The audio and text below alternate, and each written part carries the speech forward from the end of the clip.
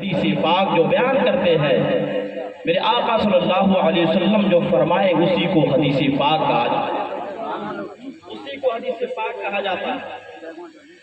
علماء کرام بتاتے ہیں، سنیں گے غور سے میری بات، اللہ تبارک و تعالی اپنے محبوب کو جب دنیا کے اندر بھیجا تو جانتے ہیں اللہ اپنے محبوب سے نہیں پوچھ رہا، کس سے پوچھتا ہے؟ سنیں گے غور سے، 5 منٹ کی میری بات ہے، غور سے سنیے، یعنی اللہ کس سے پوچھ رہا ہے؟ اللہ اس سے پوچھتا ہے، اپنے محبوب کو جب بھیج رہا ہے اس سے نہیں پوچھتا ہے۔ اللہ کس سے پوچھ رہا ہے؟ تو جانتے ہیں زمین کو اللہ نے پیدا کیا ہے، آسمان کو اللہ نے بنایا ہے، سورج چاند کو اللہ نے پیدا کیا، شجر و حجر کو اللہ نے پیدا کیا، بحر و بر کو اللہ نے پیدا کیا، خشک و تر کو اللہ نے پیدا کیا، ہر چیز کو اللہ پروردگار نے بنایا کہ نہیں بنایا؟ آپ کہیں گے بنایا ہے۔ دنیا جو ہے، آپ سنیے گا غور سے، آپ کو میں بتاؤں کہ آپ اللہ تبارک و تعالیٰ اپنے مقدس قرآن پاک میں فرمایا کہ اپنے محبوب کو دنیا کے اندر میں نے بھیجا تو رحمت للعالمین بنا کر بھیجا، یعنی سارے جہان کا رحمت بنا کر بھیجا، دونوں عالم کے مختار ہے، نائب پروردگار ہے، اپنے محبوب سے نہیں پوچھ رہا ہے بلکہ اللہ پوچھتا ہے، زمین سے زمین تو بتا تو کون ہے، آسمان سے پوچھ رہا ہے، اے آسمان تو بتا تو کون ہے، سورج سے پوچھتا ہے، اے سورج تو نکل کر بتا تو کون ہے، چاند سے پوچھ رہا ہے، اے چاند یہ بتا تو کون ہے، اور آگے بڑھیں گے پتہ یہ چلے گا کہ شجر و حجر سے پوچھتا ہے، اے شجر و حجر یہ تو بتا تو کون ہے، خشک و تر سے پوچھتا ہے، تو بتا تو کون ہے، اور آگے بڑھیں گے میرے پیارے بحر و بر سے پوچھتا ہے، تو بتا تو کون ہے، مشرق والوں سے پوچھتا ہے، تو بتا تو کون ہے، مغرب والوں سے پوچھتا ہے، تو بتا تو کون ہے، شمال والوں سے پوچھتا ہے،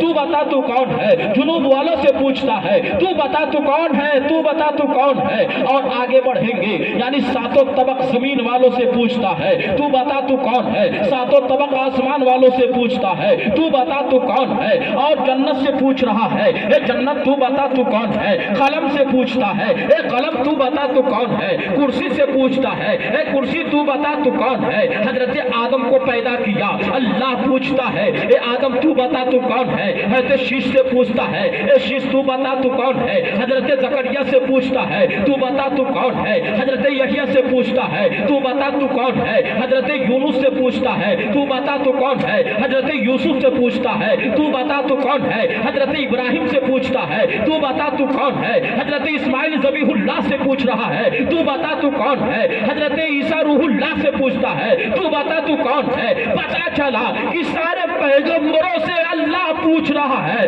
تو بتا تو کون ہے، مگر آخری پیغمبر جب مکے کے سرزمین پہ تشریف لا رہے ہیں اللہ فرماتا ہے، اے محمد خاموش رہنا، خدا بتائے گا کہ محمد کون ہے اور محمد بتائے گا کہ خدا کون ہے۔ سبحان اللہ، سبحان اللہ، کیا کریں۔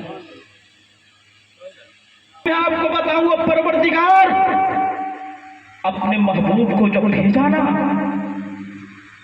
آپ نے سنا علماء کرام موجود ہیں، بس آخری جملہ، 4 پیغمبر مشہور جس کے اوپر کتابیں نازل ہوئی، کتابیں نازل ہوئی، حضرت موسیٰ کلیم اللہ، حضرت داؤد علیہ السلام اور حضرت عیسیٰ علیہ السلام، آخری پیغمبر محمد صلی اللہ علیہ وسلم ہے۔ سبحان اللہ، آپ اندازہ کریں، مگر اللہ اپنے محبوب کو جب مکے کے سرزمین پہ بھیج رہا ہے، اس سے پہلے موسیٰ کو بھی بھیجا تھا، حضرت داؤد کو بھی بھیجا تھا، حضرت عیسیٰ کو بھی بھیجا تھا، مگر بعد دیکھیے یعنی 4 پیغمبروں پہ کتابیں جو اتنی نازل ہوئی، مگر آپ سنیں گے اللہ تبارک و تعالی حضرت موسیٰ کو کوہ طور پر بلا کر توریت دیا تھا کہ نہیں دیا تھا؟ آپ کہیں گے دیا تھا۔ حضرت موسیٰ کو بلا کر توریت دیا، حضرت دانی جو ہے داؤد کو بلا کر زبور دیا، حضرت عیسیٰ کو بلا کر انجیل دیا، مگر باہر قرآن جو آج حافظ قرآن اپنے سینوں میں محفوظ کیا کرتے ہیں 30 पारा जो याद किया करते हैं, महफूज किया करते हैं। आज दस्तार बंदी के मौके पर यह महफिल पाक इनकाद किया गया है, उलमाए कराम यहाँ मौजूद है, सामईन भी मौजूद है। यानी दस्तार बंदी के मौके पर ये खुशियां मनाई जा रही है नबी के पैदाइश यानी मिलाद पढ़ के। आप अंदाजा करेंगे मूसा को बुलाकर यानी जो है कोहे तूर पे यानी मेरे प्यारे तौरेत दिया था, हजरत दानी जो यानी हजरत दाऊद को बुलाकर ज़बूर दिया था, हजरत ईसा को बुलाकर इंजील दिया था। मगर बाहर पैगंबर जब मक्के के अंदर है तो कुरान मक्के के अंदर नाजिल हो रहा है, तो मेरे आखिरी पैगंबर है। आप अंदाजा करेंगे मक्के से गारे हिरा के अंदर गए तो गारे हिरा के अंदर कुरान, और आपको मैं बताऊं जहां जहां मेरे नबी जा रहे हैं वहां वहां कुरान उतर रहा है। आप कि तो कुरान मक्के में, और जब मेरे आका मक्के से हिजरत करके मदीना तशरीफ ले गए तो कुरान मदीने में नाजिल होता रहा। पता ये चला कुरान के अंदर आप मेरे प्यारे 30 पारा है जो हाफिज कुरान अपने सीनों में महफूज किया करते हैं। आपसे पूछा जाए कि कुरान 30 पारे में है, कुरान के अंदर कितने सूरा है, तो आप कारी साहब बैठे हुए हैं, आप मेरे प्यारे सामईन बैठे हुए हैं। मैं पूछना चाहता हूँ आप कुरान के तलावत करते हैं कि नहीं करते हैं? दुनिया के अंदर 2 चीज अपना लीजिए, इंशाअल्लाह दुनिया में भी मुमताज रहेंगे, मरने के बाद आखिरत में भी कामयाब हैं। सुभान अल्लाह, सुभान। 2 चीज अपना लीजिए दुनिया के अंदर, एक नमाज और दूसरी कुरान की तिलावत। यही अपना लीजिए, कुछ तलाशने की जरूरत नहीं। नमाज की पाबंदी कीजिए, कुरान की तिलावत कीजिए, यही कामयाबी है। आइए सुनिए, मैं आपको बताऊं, बस आखिरी जुमला है। मैं अर्ज कर रहा था कि कुरान के अंदर 114 सूरा है, मगर कुरान शरीफ के अंदर 114 बिस्मिल्लाहिर्रहमानिर्रहीम भी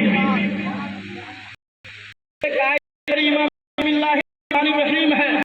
सूरत तौबा में बिस्मिल्लाहिर्रहमानिर्रहीम नहीं पढ़ा जाता, मगर कारी साहब जुमला मौजूद है। कहने का मतलब यह है कि 19वां पारे में एक आयत करीमा में बिस्मिल्लाहिर्रहमानिर्रहीम है।